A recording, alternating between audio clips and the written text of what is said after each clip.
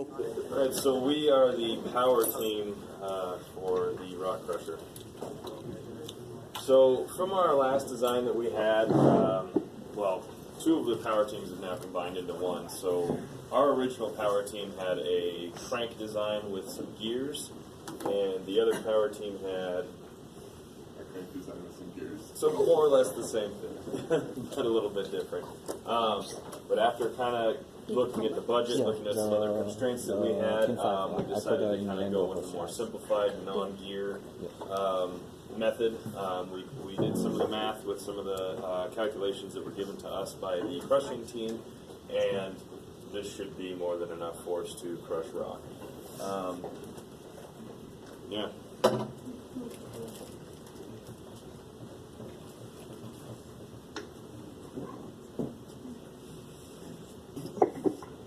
Go ahead. Alright, so what we have now is a 2.5 wooden flywheel. We called Ace Hardware, and they said they can cut a piece of this for around $50 for us. Yeah, well, for two of them. And then this metal bar, which is shown in the other slide, it's actually the barrel, which is going to have the square tips that's going to go directly into the wood flywheel. And then the revolving handle is straight from McMaster car, has a revolving grip, so it's going to improve ergonomics. And then this T-nut over here, which you can't really see that well, screws right into the wood, and it's so you can screw the handle in and out. Here's some other views of the T-nut and the. Actually, does he have us or does he have the? Oh, we're on there. Okay, so the T-nut's coming in from the backside. The handle screws into it, and that's shown right here as well. This is just some of the specifications for the T-nut and the thread, which they will match up. So cost on that, the handles, like we said, they're coming straight from McMaster car, and they're $16.83 a piece. So that'll be about $33. T-nuts, $3.71 a piece. We'll have two of those because it's mirrored on both sides. And then, like we've mentioned earlier, the flywheels will be purchased and cut to their circular dimensions for around $50, leaving our total to about $91 for our subsystem.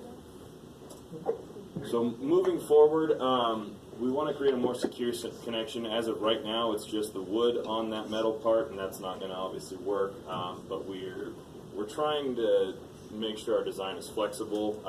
So when we get final numbers from the crushing team, from what they're going to need in terms of torque, we can either secure that better or move forward and actually manufacture a crank handle that will be solid and definitely more sturdy than the wood.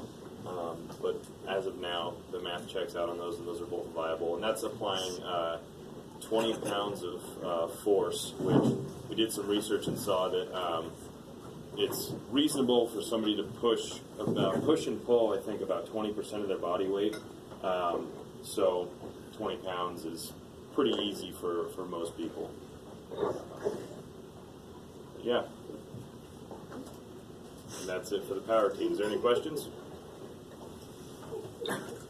Sure, maybe a comment from my side.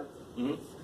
So, yeah, no, the cost looks really good. It's just another thing to think about if the wood flywheel needs changed. Mm-hmm. The people in Uganda could probably get a wood, if you provide, say, the dimensions, probably get something much cheaper than 50. So it even looks better than on paper as far as Uganda money. Yeah, the idea for that was to make sure that if it did break, rather than having some, fancy machine handle, that it was something that could be easily replaced. And, I mean, you could steal the parts off of the old one, like the handle, you just unscrew that.